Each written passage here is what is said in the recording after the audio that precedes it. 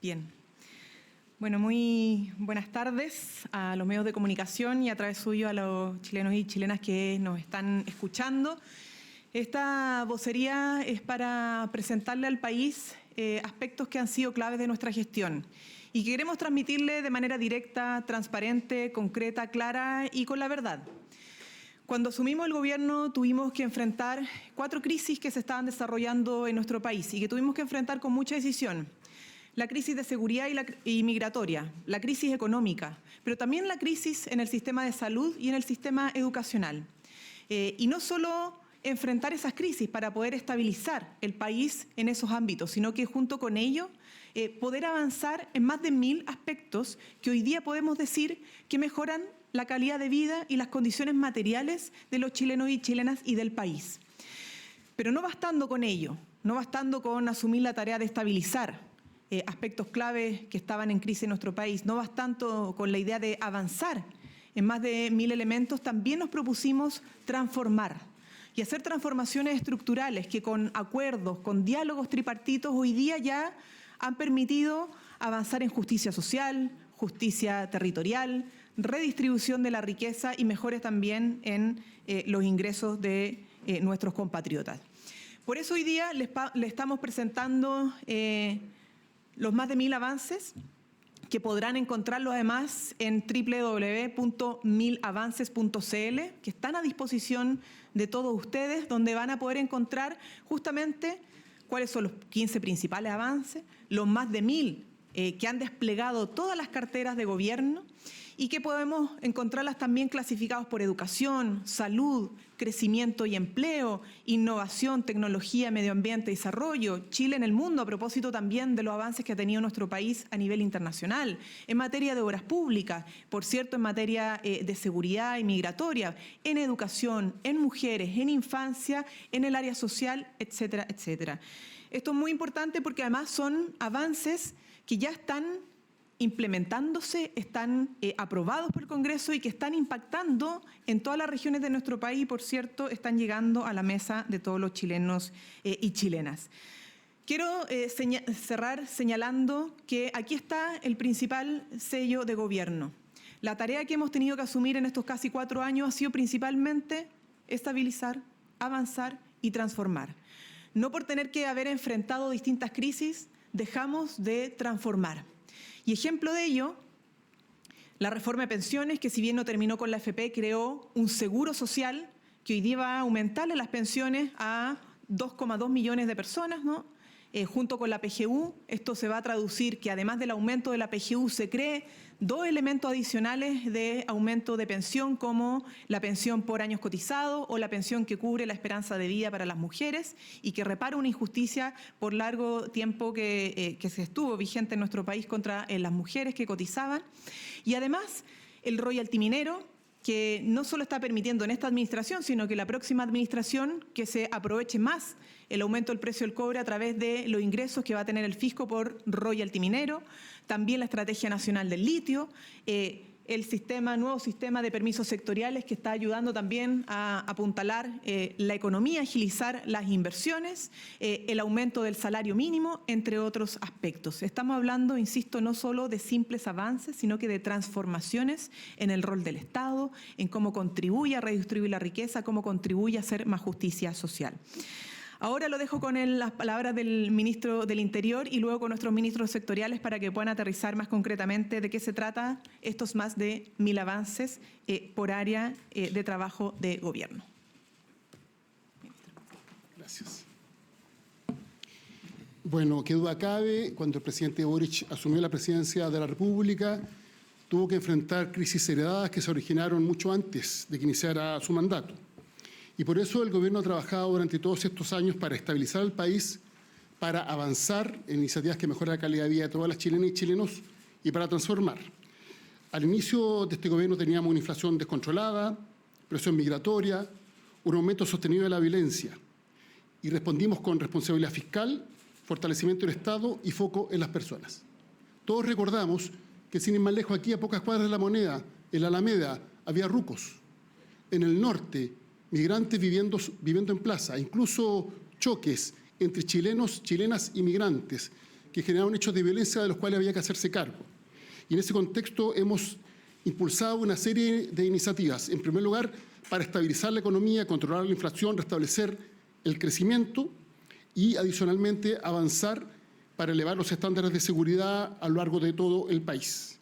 Y son múltiples las iniciativas que se han llevado adelante, y esto nunca ha significado renunciar a la voluntad y vocación transformadora del Gobierno, que se ha expresado en reformas relevantes que fueron posibles gracias al diálogo constructivo, para reducir la jornada laboral a 40 horas, para aumentar el salario mínimo, para sacar finalmente adelante la reforma de pensiones que se demoró tanto tiempo, para avanzar, por ejemplo, el copago cero.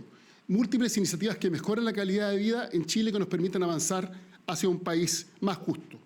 ¿Para qué decir el royalty minero, que ha permitido contar con más ingresos a las regiones y a los municipios del país? Y vamos a continuar con este esfuerzo, y por eso, incluso en esta última etapa, nos parece tan relevante que se arribe a un acuerdo que permita, en primer lugar, resolver el drama del CAE y avanzar hacia una nueva forma de financiamiento de la educación superior, y, adicionalmente, sacar adelante el proyecto Sala Cuna para Chile. Respecto del Ministerio del Interior, hemos impulsado importantes iniciativas en materia migratoria. Solo como dato, antes de que se implementara el acuerdo con Bolivia, el porcentaje de reconducidos a Bolivia era relativamente bajo, 10%. Ya a fin de año las cifras superan el 95%. ¿Para qué decir la reducción de la migración irregular? De más de 56.000 el año 2021, antes de que asumiera el presidente Boric, poco más de 26.000 en lo que respecta al año pasado. Y para qué decir la nueva institucionalidad que hemos implementado para efectos de responder de mejor forma a las emergencias. Un dato simple y concreto: el presupuesto para enfrentar los incendios forestales ascendía a poco más de 75.000 millones de pesos al inicio del gobierno.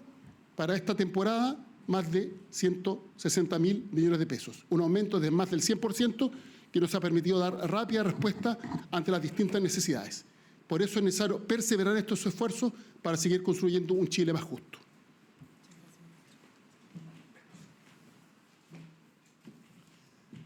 Bien, muy buenos días. Si uno quisiera hacer evaluaciones sectoriales y comenzara por seguridad, creo conveniente tener presente que cuando hablamos de estabilización, entre el 2021 y lo que va del cierre del año 2025, en el caso de la macrozona sur, como es de público conocimiento, como se han entregado regularmente las cifras, el porcentaje de reducción de la violencia rural es de alrededor del 80%. En el caso de los ingresos irregulares, tal como ha hecho referencia el ministro Elizalde, eso es cercano al 54% menos de ingresos irregulares en comparación al año 2021. Y en lo que ha significado una de las principales atenciones del país en torno a homicidios consumados, que el país tuvo su tasa más compleja el año 2022, 6.7, el año 2024 por cada 100.000 habitantes, el año 2024 eso llegó a la tasa de 6 por cada 100.000 habitantes, y los resultados preliminares del año 2025, los confirmados del primer semestre y los estimados que ya tenemos para el segundo semestre del año 2025, nos van a arrojar probablemente una tasa cada 100.000 habitantes de aproximadamente 5.4. Eso significa que durante este periodo el número de homicidios consumados se ha reducido en más de un 18% en términos absolutos y un 19% en relación a su tasa. ¿Por qué esto importa? Porque la manera de avanzar en una sociedad más segura, tranquila y justa tiene que ver con reducir los índices de violencia. Por eso también cuando ustedes aprecian la reducción de los robos violentos durante este periodo ha sido muy significativo. En lo que se refiere a los avances, qué duda cabe que en materia de seguridad los acuerdos entre el gobierno y la oposición implicaron fructíferos desempeños desde el punto de vista legislativo. No solo importa el número de leyes, que son más de 70, sino que la calidad de las mismas. Es muy difícil, probablemente imposible, encontrar otro periodo legislativo de transformaciones tan relevantes desde el punto de vista de los avances en materia de seguridad. No solo está la creación del Ministerio de Seguridad Pública, una de las reformas más importantes del Código Procesal Penal en materia de reincidencia, además del conjunto de leyes que han permitido entregarle competencia al Ministerio Público y otras instituciones para combatir organizaciones criminales. La forma y modo en que se ha sofisticado la persecución penal en que se ha complementado conjuntamente con el trabajo de las policías. El resultado está a la vista, no solo con las cifras que he señalado, sino que también con los avances normativos que se han entregado. Esto tiene una consecuencia, y es que en materia de seguridad pública, el Estado de Chile durante estos años ha tenido una transformación. No solo la creación del Ministerio de Seguridad, la aprobación reciente que probablemente estos próximos días el Presidente de la República va a promulgar con la Ley de Seguridad Municipal, y la aprobación y puesta en marcha de la Ley de Seguridad Privada. Lo que al término de esta administración el país recibirá es un cambio de paradigma en la gestión pública en materia de seguridad, que no solo implica aumentar los desempeños en materia de persecución penal y policial, sino que especialmente dar un rol significativo en los desempeños a nivel local y territorial para efectos de la prevención. Eso, muchas gracias.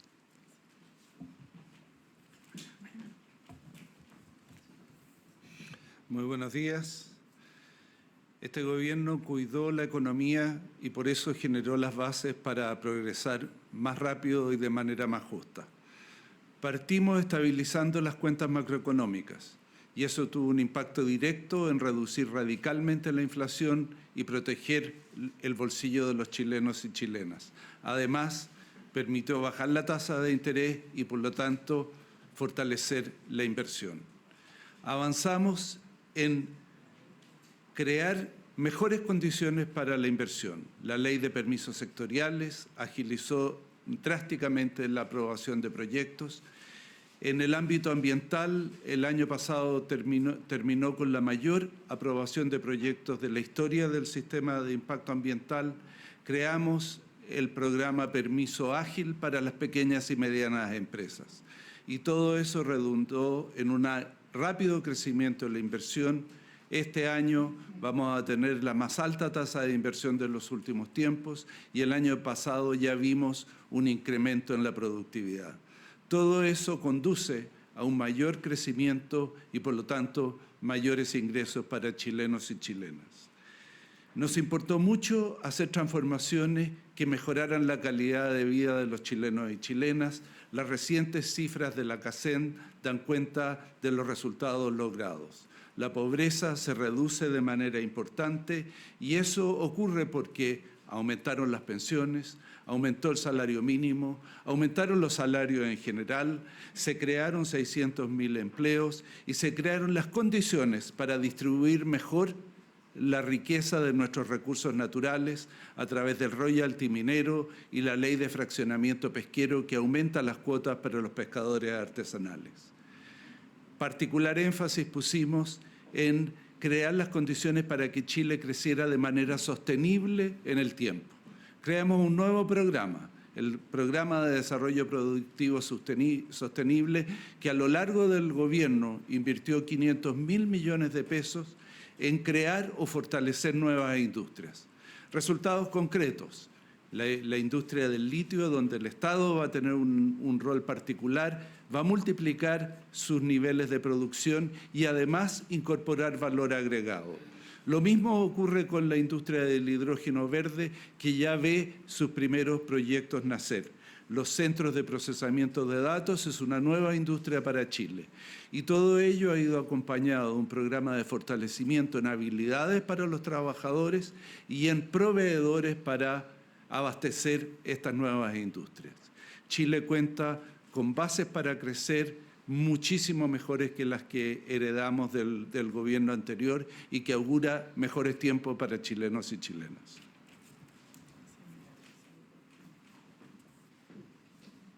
Buenas tardes.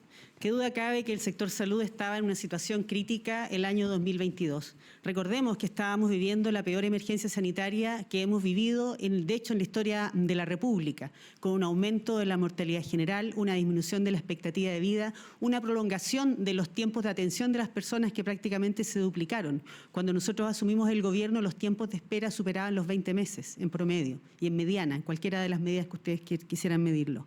Por lo tanto, estábamos en una circunstancia muy compleja. todo el sistema de salud se había volcado a atender la emergencia en forma bastante heroica, por lo cual nosotros agradecemos todo el trabajo que hicieron el personal de salud y las autoridades del gobierno anterior. Sin embargo, eso tuvo secuelas de que el sistema de atención primaria estuvo dedicado a la emergencia, también los hospitales, tuvo secuelas en personas que no fueron a sus controles y tuvo secuelas también en el atraso de las cirugías. Por lo tanto, en esa situación lo primero que nos correspondió a nosotros fue estabilizar el sistema. ¿Cómo se estabiliza el sistema? Primero, a través de una prioridad del sector que se ha reflejado en este gobierno con un aumento más del 30% del presupuesto sectorial durante estos 4 años. Dentro de las medidas que se tomaron, primero el copago cero, que se implementó en septiembre del 2022 y que ha significado un ahorro de 294.000 millones de pesos para familias de clase media que ven más protegido su bolsillo, no solo con esta medida, sino que también con los convenios que ha establecido FONASA y la Cenabás para la compra de medicamentos. Dentro de las prioridades, por supuesto, para avanzar, tuvimos que avanzar en lo que significa reducir los tiempos de espera, que fue la prioridad de la gestión de estos años. Y hemos logrado, justamente ¿cómo? Aumentando la capacidad resolutiva de la atención primaria, recurriendo al sector privado y aumentando la producción del sistema público, incluso con proyectos innovadores como los centros de resolutividad regional, con lo que hemos logrado mejorar la producción de servicios, recuperar toda la capacidad productiva que teníamos antes de la pandemia, incluso superarla, mejorar, por ejemplo, las cirugías mayores ambulatorias, que antes era una proporción más baja y hoy día es más alta, que es más eficiente, y con eso hemos logrado reducir los tiempos de espera. Lógicamente, también dentro de estas áreas hemos hecho transformaciones, como es, por ejemplo, incorporar la salud digital en una forma mucho más extendida, lo que va a permitir seguir avanzando y mejorar los sistemas de información. También tuvimos que enfrentar lo que es la crisis de la salud mental. Esa no es una crisis que nos afecte a nosotros por separado, afecta a todo el mundo y se ve agravada después de la pandemia. ¿Qué es lo que hemos hecho concretamente para responder a la salud mental?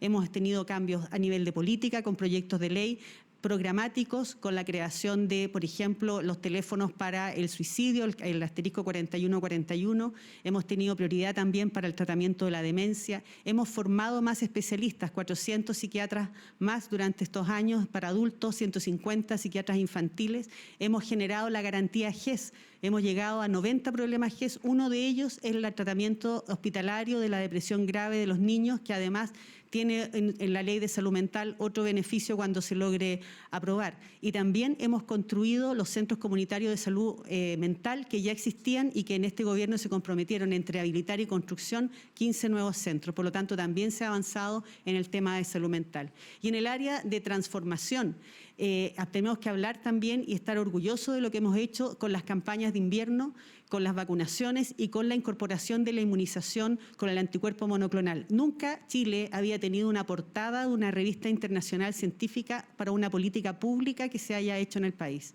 Eso ocurrió en este gobierno, gracias a la incorporación del anticuerpo monoclonal para el virus sincicial y que permitió tener 2 años con 0 muertes en los menores de 1 año, que es un orgullo no solo para nosotros como gobierno, es un orgullo para toda la comunidad científica y un orgullo que ha cambiado y ha transformado lo que es el invierno en la pediatría de todo Chile.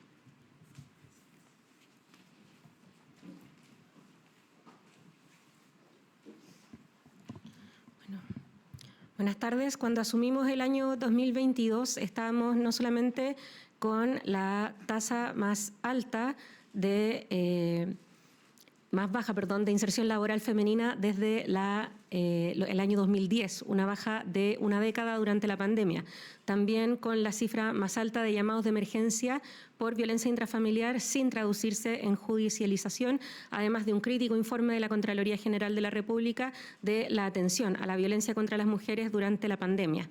Para esto avanzamos, en primer lugar, en recuperar la evaluación favorable técnica de todos los programas del Servicio Nacional de la Mujer, que estaban todos objetados técnicamente. Eso nos permitió aumentar la cobertura y pasar de tener 3 centros de atención especializada con atención multidisciplinar para casos graves a 27, lo que cubre el 90% del país, incluyendo el regreso a Rapa Nui después de 4 años de ausencia del Servicio Nacional de la Mujer y Equidad de Género. Pero no es solo la estabilización de las cifras y el aumento de la cobertura. También avanzamos con una ley aprobada sin votos en contra en ambas cámaras y que nos permite hasta el día de hoy poder decir que tenemos 3 billones de pesos en órdenes de pago que han beneficiado a más de 300.000 familias en cuanto a la ley de responsabilidad parental, más llamada o más conocida como Ley Papito Corazón. Más de 3.000 instituciones conectadas al registro de deudores, lo que está permitiendo que hoy 7 de cada 10 deudores o deudoras de pensiones de alimento estén saliendo del registro mediante o el acuerdo de pago o el pago de la deuda que se tenía respecto a los niños y niñas, además del cruce del registro de deudores con el registro social de hogares, para que el Estado, cuando asigne un beneficio, sepa que ahí hay un niño o niña que no está recibiendo el apoyo que la justicia ha determinado. Por último, y muy importante en esta transformación, está, a propósito de lo que señalaba la ministra Aguilera, en cuanto a la atención especializada en violencia de género, la incorporación del GES número 86, que entrega atención en agresiones sexuales agudas en toda la red hospitalaria y, por lo tanto, permite un acceso más certero a la justicia para las víctimas, así como atención en salud sin juicios, así como la aprobación también con un amplio acuerdo político de la Ley Integral contra la Violencia hacia las Mujeres, que nos va a permitir pasar a una nueva etapa, cambiar de estrategia para poder pasar no solo de decir que no han aumentado los femicidios, sino reducirlos.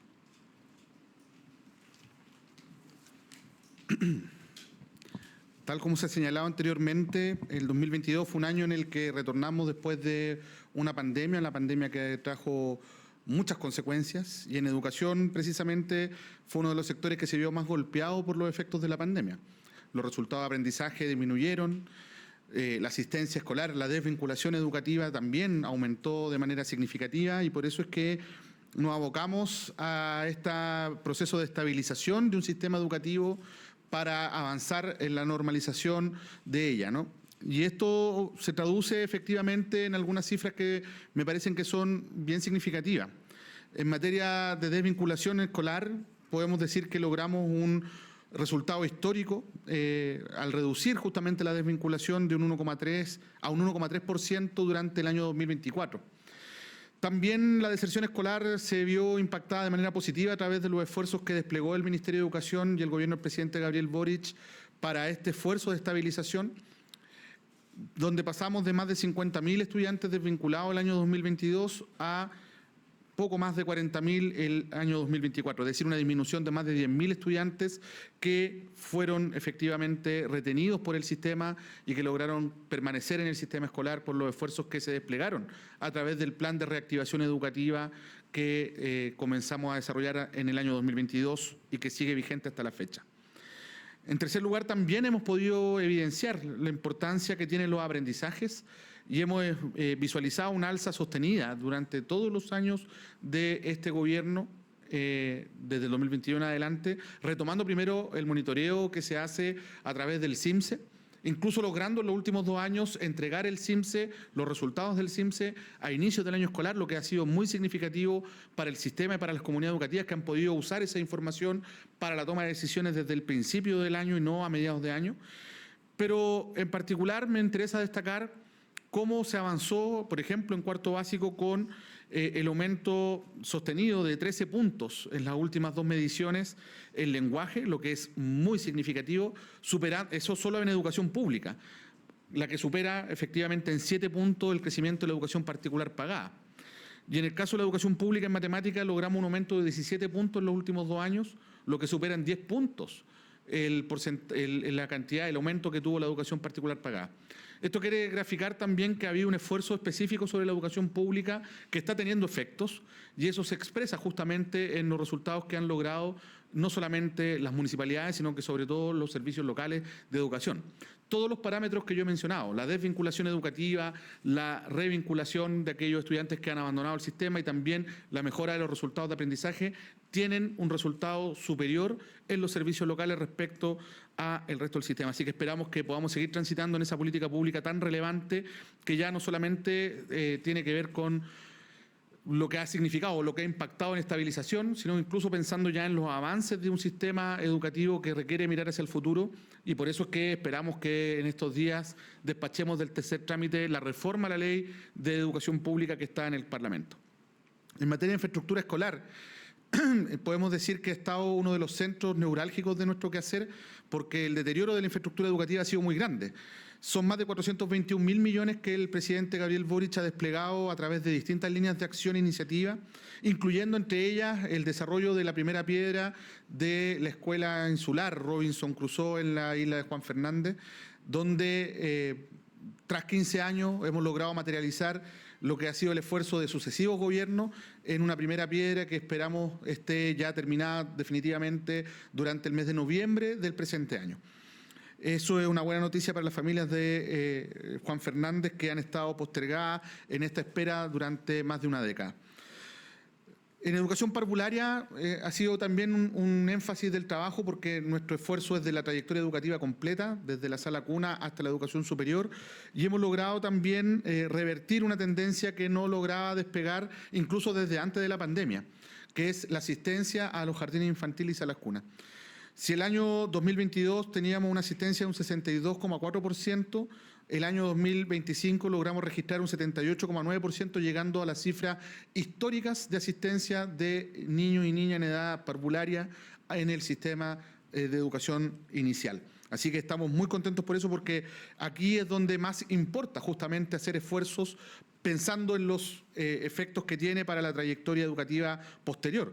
Y en el caso de la educación escolar hemos visto cómo hemos aumentado de un 83,5% el año 2022 a un 87,8% en el 2025. Esperamos cerrar durante este año en curso con la recuperación definitiva de lo que eran los resultados prepandémicos. Y obviamente, como la trayectoria educativa es una trayectoria que termina en la educación superior, podemos decir que hemos logrado llevar el PASE, ¿cierto?, el sistema de acompañamiento para la educación inclusiva en educación superior, a todo el país. En este periodo, durante el gobierno del presidente Gabriel Boric, logramos llegar con el PASE, con este acompañamiento a los estudiantes de la educación particular subvencionada y pública, a todas las comunas de nuestro país, aumentando más de 19.000 cupos de acceso especial al sistema de educación superior. Y al mismo tiempo también desplegamos a nivel nacional un programa de acceso para mujeres en carreras STEM, en carreras del área de la ingeniería, las matemáticas, la tecnología y las ciencias, que es Más Mujeres Científicas, el cual ha logrado aumentar la presencia de mujeres en carreras STEM en más de 2 puntos porcentuales en los últimos 2 años, lo que es muy significativo. Esperamos que los resultados de este programa en este tercer año de implementación sean en la misma línea muy potentes, puesto que aumentamos 18% los cupos disponibles en carreras STEM para este proceso de admisión 2026 que está en curso. Del mismo modo, podemos señalar que las ayudas estudiantiles, que son tan importantes para que los estudiantes que acceden a la educación superior permanezcan en ella y puedan terminar sus carreras, significó que si el año 2013, cuando se crea la beca BAES, tenía un valor de 32.000 pesos y estuvo así congelada hasta el año 2021, en el año 2022 el presidente comprometió a un aumento cada año de su mandato para llegar a 48.000 pesos, que es el valor que tiene durante este año, asegurando con eso la oportunidad de que cada estudiante que acceda a la educación superior, sobre todo complementando esto con la política de gratuidad, pueda permanecer en ella, porque no basta con que ingresen a la universidad, sino que puedan concluir su trayectoria educativa. Y en el plano legislativo hemos dado avances muy importantes, y avances importantes en temas que tenían mucho tiempo de espera. Una de ellas justamente tiene que ver con una demanda histórica de los profesores y profesoras, que fue la deuda histórica. Más de 40 años esperando una solución a esto, y ya solamente logramos poner sobre la mesa un acuerdo y una propuesta, haciéndonos cargo por primera vez como gobierno durante estos 40 años de este tema, sino que además logramos construir ese acuerdo político en el Parlamento con una transversalidad muy significativa. Y eso significa que 57.000 docentes a nivel nacional van a vivir esta reparación, este reconocimiento por parte del Estado de Chile de esta deuda, lo que ha significado que más de 15.000 profesores en octubre del 2025 recibieron su primer pago, y ahora, durante el día viernes 23 de enero, se recibirán la segunda cuota de ese primer pago estos 15.000 docentes, y esperamos que así continúe sucediendo hasta que completemos el ciclo durante los próximos años. Y obviamente esperamos que el ciclo de avances que hemos logrado desarrollar, estabilizando un sistema que estaba en riesgo después de la pandemia, se consolide con la aprobación de 2 proyectos de ley que son muy importantes. el proyecto de ley de convivencia educativa y bienestar de las comunidades educativas, que está en tercer trámite en el Parlamento, y la nueva educación pública, la reforma a la política que ha implementado, ¿cierto?, esta transformación educativa de los servicios locales a lo largo del país. Esperamos seguir consolidando estos avances para que la transformación educativa sea una realidad, y hoy, como gobierno, hemos dado pasos esenciales para que eso se consiga, y invitamos al Parlamento a que concurra con estos dos proyectos tan importantes en los próximos días, y así como también avanzar en la materialización de la modificación al CAE, el cambio al CAE por el FES, que es tan relevante también para asegurar recursos para el resto de la trayectoria educativa, así como también Sala Cuna para Chile, que es un proyecto que concita un apoyo transversal a nivel técnico y también político. Bien, ahora pregunta de la prensa. No sé si tienen preguntas sobre los avances de gobierno para partir.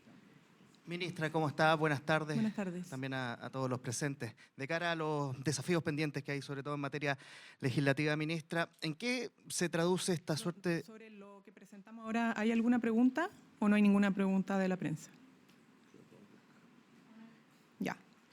Ahora sí, sobre temas pendientes en lo legislativo. Sí, sobre temas pendientes en lo legislativo. ¿En qué se traduce este cambio de actitud en la oposición y esta suerte de congelamiento en el diálogo que usted ayer advertía respecto a determinados proyectos, y qué responsabilidad en ello tiene a su juicio el presidente electo José Antonio Kast? Hasta esta hora, ¿la oposición sigue sin contestar el teléfono? Miren, yo quiero relevar el cambio de tono en la intervención del presidente electo el día de hoy en el Congreso del Futuro. Nos parece una buena señal que haya mencionado la importancia de contar con el derecho a Sala Cuna para nuestro país.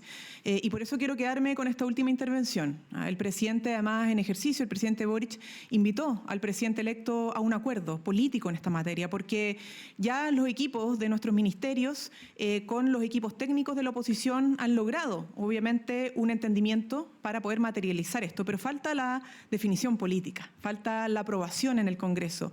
El proyecto de Sala Cuna lleva como idea, al menos, desde el 97 en el debate, ¿no? Y lo que esperan los chilenos y chilenas es que el derecho a Sala Cuna se concrete y no siga en el aire, no siga en el plano del debate o de las ideas, sino que se materialice.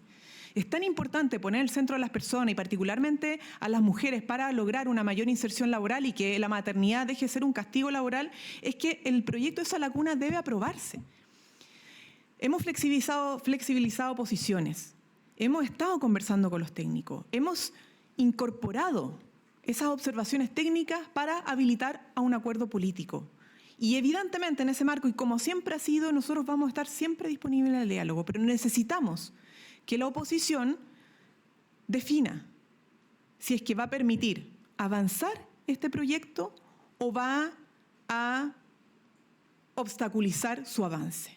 Nosotros creemos que junto con la señal que ha dado el presidente electo hoy día, podemos lograr un entendimiento que se materialice. Y esperamos que eso se materialice, insistimos. Hay toda disposición, tanto el Ministerio de Secretaría General de la Presidencia, que ha estado en conversaciones permanentes, como la ministra de la Mujer y Equidad de Género, el propio ministro también del Interior, a quien siempre está ahí, y sí, obviamente el ministro del Trabajo y Previsión Social, así que esperamos sobre todas las cosas que ese cambio de tono se materialice en un resultado concreto como lo es la aprobación del proyecto de Sala Cuna. Y ojalá también respecto al proyecto de Finalcae y FES. Y esto no solamente por la importancia que tiene para las personas endeudadas por crédito con aval del Estado, sino que también por responsabilidad fiscal. El poder reemplazar el sistema del CAE al FES, lo que le permite al Estado es dejar de desembolsar millones y millones en la recompra de créditos, que es un absurdo, que es insostenible y le va a beneficiar también a la administración siguiente y a la siguiente y a la siguiente. No es solo por los estudiantes, no es solo por los egresados, también es por responsabilidad fiscal. Así que, claro, la semana pasada teníamos un cuestionamiento desde el equipo y el propio presidente electo a la necesidad de legislar en esta materia. Hoy día vemos un cambio de tono y nos quedamos con esta última intervención. Ministra, que este cambio de tono sea recogido también por las fuerzas de la actual oposición, porque usted hasta ayer señalaba que pareciera que llamó a tirar la cadena, que no contestaban el teléfono y todo aquello. Esperamos que se vea reflejado en un acuerdo político. Nuestro gobierno va a seguir conversando, dialogando justamente, porque creemos que aquí lo más importante son las personas, son los hombres y mujeres, jóvenes también, que están esperando concretar el derecho a la cuna y también concretar la condonación total o parcial del CAE y el nuevo sistema de financiamiento para la educación superior. Hola, ministra. Muy buenas tardes. En la arena internacional, preguntarle directamente, ¿usted es partidaria que Cuba es una democracia o una dictadura? Se lo pregunto porque el planteamiento del presidente Gabriel Boric... Sí, ¿Legislativa o avances de gobierno? No, estamos ninguna más. Es que quedó claro con todas las intervenciones de los ministros. Y la otra no ha quedado clara. No, la otra no, pero por eso le estoy preguntando a usted, ministra, sobre la postura, porque hay diferencias claras entre la postura del presidente Gabriel Boric frente, por ejemplo, a Cuba, con lo que ha dicho el presidente de su partido, Lautaro Carmona, y la comisión política de su partido. ¿Usted a qué postura se adhiere? Y segundo, también, ¿haría un llamado, como lo hizo la ex candidata Janet Jara, a evaluar las posturas internacionales del PC? Ustedes saben que no soy vocera del Partido Comunista, soy vocera de gobierno y en eso la línea ha sido clara. El presidente fija la política exterior, el presidente ha en reiteradas oportunidades señalado cuál es su posición en torno a distintos regímenes políticos, sistemas políticos, no solamente en América Latina, como lo podría ser Venezuela o Cuba, sino que en el mundo. Y por eso, aquí desde el gobierno lo que hacemos es sostener lo que fija el presidente como jefe de Estado en materia política exterior. Las opiniones de los partidos son de los partidos que tienen no solamente derecho a tenerlas, sino que son quienes tienen que referirse a por qué de esas posiciones, cuál es la reflexión que está detrás. No es de este gobierno ni tampoco la tarea de los ministros de Estado estar opinando sobre reflexiones propias personales cuando somos autoridades de gobierno y que estamos detrás del presidente de la República en esta materia. ¿Es un error por parte de Lautaro Carmona criticar la postura del presidente Gabriel Boric y catalogarlo, de hecho, como un error frente a Cuba? Es que vivimos en una democracia y tenemos una alianza de partidos que es diversa y que tiene miradas distintas y no por eso perjudica en lo absoluto lo que es la posición de un jefe de Estado que ha sido clara, sostenida y aunque le haya valido de críticas o aplausos en Chile y en el mundo, ha sido coherente respecto a lo que él ha manifestado, el derecho internacional, la defensa de la democracia siempre, de los derechos humanos y esa es la posición del presidente que convive en una diversidad de opiniones, insisto, tanto en Chile como en el mundo. Hola, ministra, ministros. Muy buenas tardes. Quería preguntar al ministro Elizalde, por favor, respecto al proyecto de reajuste al sector público. Quería preguntarle en qué consiste la indicación que va a ingresar el gobierno a este proyecto que la oposición ha llamado una ley de amarre, respecto de los funcionarios que tendrán derecho a reclamar ante la Contraloría en caso de ser despedido. Entendemos que se les reconocerá el derecho a quienes tengan al menos 5 años y no solo 2 como ahora. Si usted nos puede explicar bien el detalle de esa modificación y si ya con eso creen que se da la viabilidad política de avanzar en este proyecto. En primer lugar, es necesario recordar que lo que respecta a los funcionarios de confianza, todos estos cesan en sus funciones el 11 de marzo. Históricamente se entregaba una minuta con una sugerencia. Esta vez lo hemos hecho de una manera distinta. En primer lugar, a través de un instructivo suscrito por el Ministerio del Interior, el Ministerio de Hacienda y el Ministerio de Secretaría General de la Presidencia, que establece claramente que los funcionarios de confianza y aquellos que desempeñan labores de apoyo directo en los gabinetes cesan en sus funciones con motivo del cambio de mando. Esto significa, por tanto, que aquellos que ingresaron al gobierno para participar en cargos de responsabilidad política porque adherían al programa del presidente Boric, terminan sus funciones junto con el gobierno. Respecto del segundo punto, a solicitud de las asociaciones de funcionarios y ante la dinámica que se había generado en la campaña, ellos plantearon la importancia de velar por, obviamente, un marco jurídico adecuado respecto de los funcionarios que desempeñan tareas permanentes. Doy un ejemplo. Todos aquellos funcionarios y funcionarias que fueron contratados para reforzar los servicios de salud en este tiempo, o los funcionarios que trabajaban en el ámbito municipal y que fueron trasladados a los servicios locales de educación pública. Estos no son funcionarios que hayan ingresado a trabajar como resultado de su adhesión al gobierno. No desempeñan cargos de confianza. Y respecto de ello se planteó una norma que lo que pretende es básicamente establecer que en caso de desvinculación este acto administrativo se fundamente, como ocurre con todos los actos administrativos y como debe ser en un país donde impera el Estado de Derecho. Y efectivamente en ese marco, con el objeto de arribar a un entendimiento, si es posible, se ha planteado la extensión del plazo y por tanto sería una norma que ni siquiera se aplicaría a quienes ingresaron durante el mandato del presidente Boric. De esta manera queda claro que el sentido de la norma es distinto al que lamentablemente se ha generado como producto de una interpretación errónea.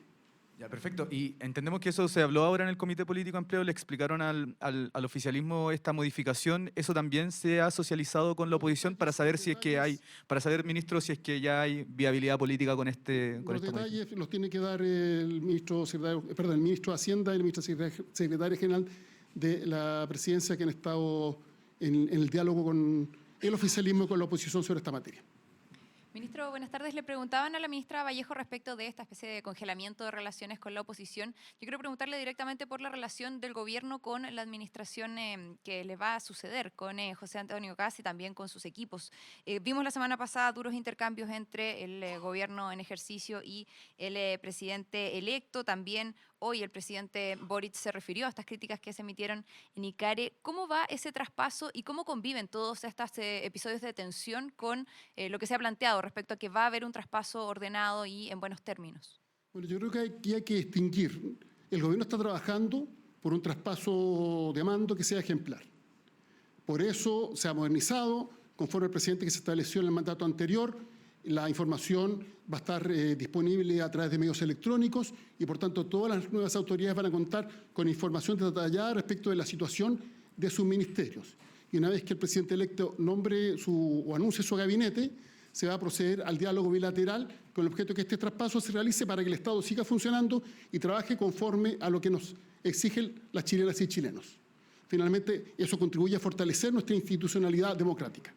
Cuestión distinta es que obviamente hemos tenido diferencias en donde la postura del gobierno ha sido clara. Cada vez que se señala algo que es falso, se recurre a una fake news, se hace una afirmación que carece de fundamento en los datos oficiales o en datos que sean verificables, el gobierno tiene la obligación de aclarar los hechos.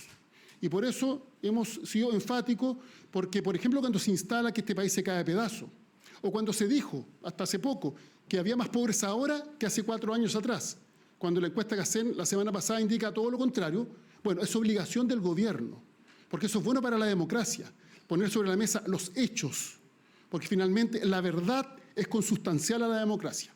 Y el debate político es de mayor nivel cuando se realiza sobre la base de hechos verificables y de información oficial, y no sobre la base de fake news, mentiras o medias verdades.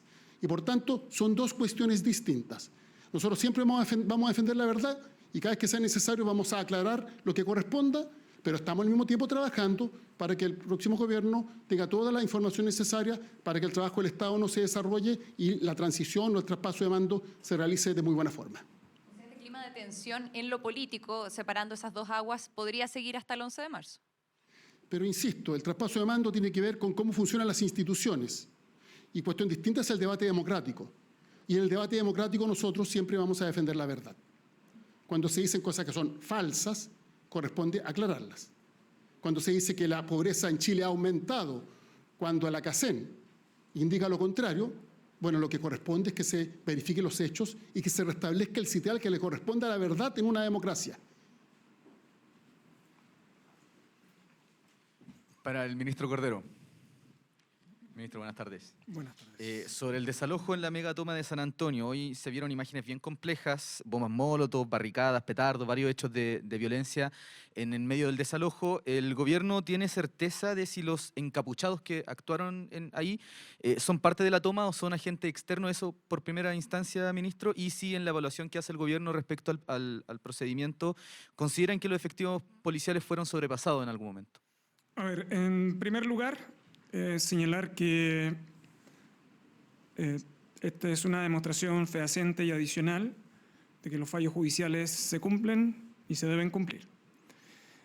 Los desalojos no es una cuestión extraña de estos últimos años y habitualmente todas las semanas tenemos alguno de características siempre dotados de la complejidad.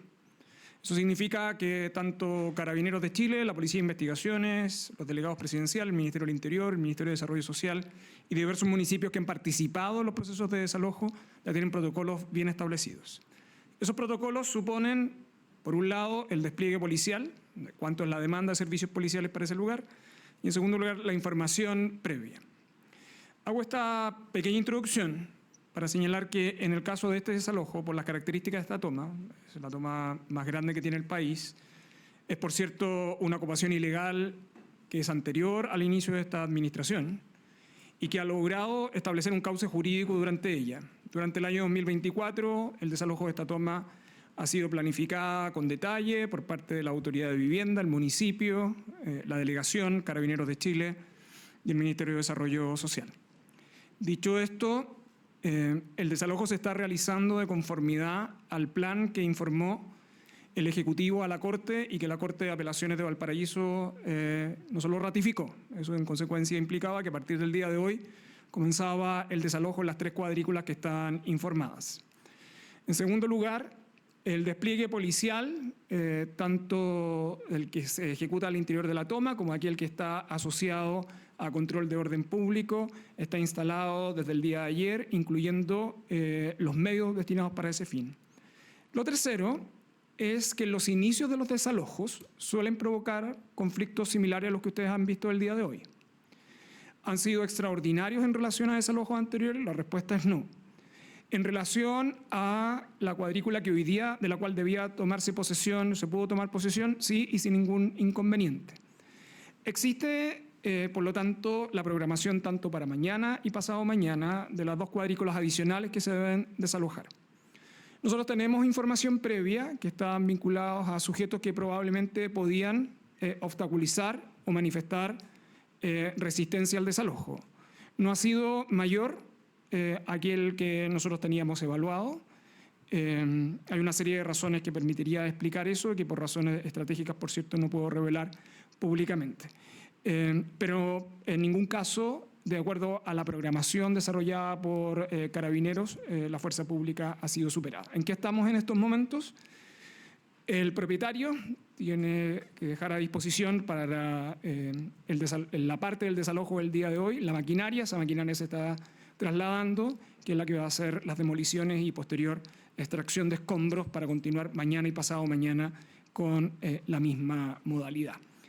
Hay personas que cometieron incidentes el día de hoy, hay algunos detenidos de personas que, por ejemplo, estaban prohibiendo de medios para poder alterar el orden público y esas personas han sido detenidas. De igual modo, se mantiene un mecanismo de vigilancia no solo presencial, sino que vía aérea, de modo tal de identificar a aquellas personas que cometen estos delitos, sea directamente por flagrancia o sea a su vez por un seguimiento con autorización del Ministerio Público respectivamente, de modo que las coordinaciones, incluyendo el requerimiento de fiscales para estos fines, ya se encuentran debidamente coordinadas. ¿Y estas personas son parte de la toma o son agentes externos? ¿Tienen algún Nosotros tenemos... En ese lugar es un lugar que, de acuerdo a los antecedentes que se fueron desarrollando durante este periodo, la mayoría de la población asociada a esa toma que se ha autoorganizado a través de cooperativa ha contribuido a llevar a cabo este proceso, especialmente después de la comunicación de la expropiación. Nosotros tenemos antecedentes de que personas ajenas a la toma tenían por propósito alterar el orden público. Si son efectivamente ajenos a la toma, va a ser un asunto que vamos a verificar en la medida que se lleven a cabo las detenciones, pero es información respecto a la cual las policías era uno de los escenarios que nosotros teníamos al efecto. Ministro Cataldo, para usted es la pregunta. Ministro, usted solicitó la renuncia al director suplente del SLEP Atacama por una polémica fiesta de aniversario que se realizó. Y además de esta salida, quería preguntarle si se va a investigar a la empresa que tiene contratos vigentes con el SLEP y que estaría vinculada a esta fiesta. Además, se dice por parte de algunos funcionarios del SLEP que los recursos para esta actividad fueron dispuestos por una mutualidad y privados. ¿Es legal que funcionarios públicos reciban regalías de este tipo? Bueno, efectivamente, el día de ayer se tomaron 2 decisiones. La primera fue pedir la renuncia al director ejecutivo suplente y la segunda fue instruir a la auditoría ministerial el desarrollo de una investigación, una auditoría en este caso, efectivamente al servicio local, a propósito de todos los elementos que usted ha señalado en la pregunta, es decir, de dónde surgieron los recursos, cuáles son las fuentes, si es que esas son legales o no, y también el determinar que no hubo recursos públicos involucrados en aquello. Quiero ser enfático, esto es inaceptable. Es inaceptable desde el punto de vista, bueno, de todo punto de vista en realidad, no hay ninguno en el que no lo sea, y particularmente refiriéndonos a un servicio local que ha atravesado por situaciones muy complejas.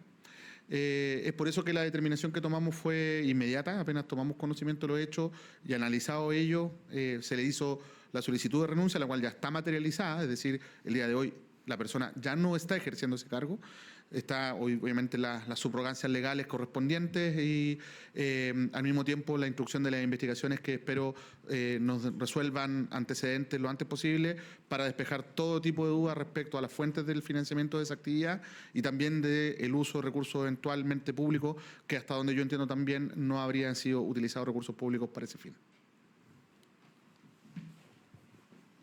Ministro Cataldo. Hoy el presidente hablaba en Congreso Futuro respecto de la necesidad de avanzar en Sala Cuna, pero reconocía que había mayores diferencias en torno a el FES.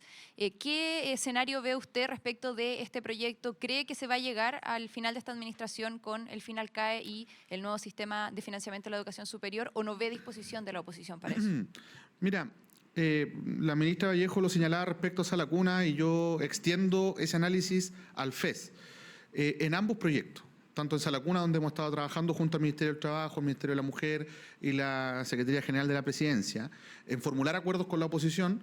En el caso de FES también hemos estado trabajando en un esquema similar, donde hemos logrado resolver todas las dudas que tenemos con los técnicos de los equipos parlamentarios que han estado involucrados en esto y esperamos nosotros que ya habiendo resuelto, ¿no?, todas esas diferencias, incluso haciéndonos cargo de lo que se observó por parte del Consejo Fiscal Autónomo, por parte de la Contraloría General de la República, y me refiero justamente al carácter, a todo el debate contable sobre los recursos y el gasto que implica FES, hoy día no hay ningún tipo de controversia técnica pendiente. Es decir, la decisión de avanzar o no en aprobar este proyecto es exclusivamente política. Y ahí es donde me hago cargo de algo que decía también la ministra Vallejo hace un rato atrás. Cuando hablamos del FES, el Consejo Fiscal Autónomo hablaba de que esto representa un gasto de aproximadamente 360.000 millones de pesos. Bueno, hoy con CAE gastamos 1.000 millones de dólares, es decir, 1 billón de pesos, 1 millón de millones de pesos. Es decir, estamos hablando que el costo del FES es cerca de un 33, de un tercio del costo que hoy día tiene para el Estado sostener el CAE. Eso no es trivial cuando todavía tenemos que hacer grandes esfuerzos en el resto de la trayectoria educativa, poner más recursos en educación parvularia. Por eso es que este proyecto de ley no solamente conversa con modernizar el financiamiento en la educación superior, sino también conversa con el esfuerzo que estamos impulsando a través de Salas Cunas para Chile. Ambos proyectos técnicamente ya tienen una resolución de todas las controversias con la oposición y ambos proyectos esperan una definición política de la oposición para saber si vamos a poder ofrecerle a Chile un mejor escenario en términos educativos, tanto en Sala Cuna como en educación superior. Esa disposición, porque el presidente hoy día lo marcaba como una diferencia más importante respecto del FES que Sala Cuna, por ejemplo. Hasta la semana pasada, el diálogo con la oposición estaba abierto y estábamos conversando y estábamos arribando a todos estos acuerdos. El fin de semana hemos visto cartas al director y han cambiado un poco los análisis que hacen los expertos desde la propia oposición. Sin embargo, esto tiene que materializarse en el Parlamento y eso lo tienen que responder los parlamentarios y esperamos que eso ocurra durante estos días. Esa es la invitación que hace el gobierno del presidente Boric a todos y todas. Las y los invitamos a ver el spot de la campaña Más de 1000 avances del presidente Boric. Muchas gracias. Chile está mejor que ayer, no como consigna, sino como una realidad en la mesa de los chilenos y chilenas. Se nota en una inflación que dejó de golpear el bolsillo, en policías más fortalecidas, se nota en un transporte público que ahora es mucho más moderno y en viviendas que hoy son hogar para miles de familias. Se nota en el royalty, que empieza a cambiar realidades de norte a sur, en profesoras que durante décadas esperaron justicia y hoy pueden decir me están cumpliendo. En un país que es capaz de caminar y mascar chicle a la vez, avanzar en verdad y justicia y al mismo tiempo empujar inversiones y exportaciones que rompen récords. Hoy hay mejores sueldos, la salud pública es gratuita gracias al copago cero, las pensiones comenzaron a subir y hay más tiempo para los nuestros. Pero nadie puede negar que avanzamos. En los barrios, en los hogares y en la mesa de las familias de Chile hay futuro y hay justicia social.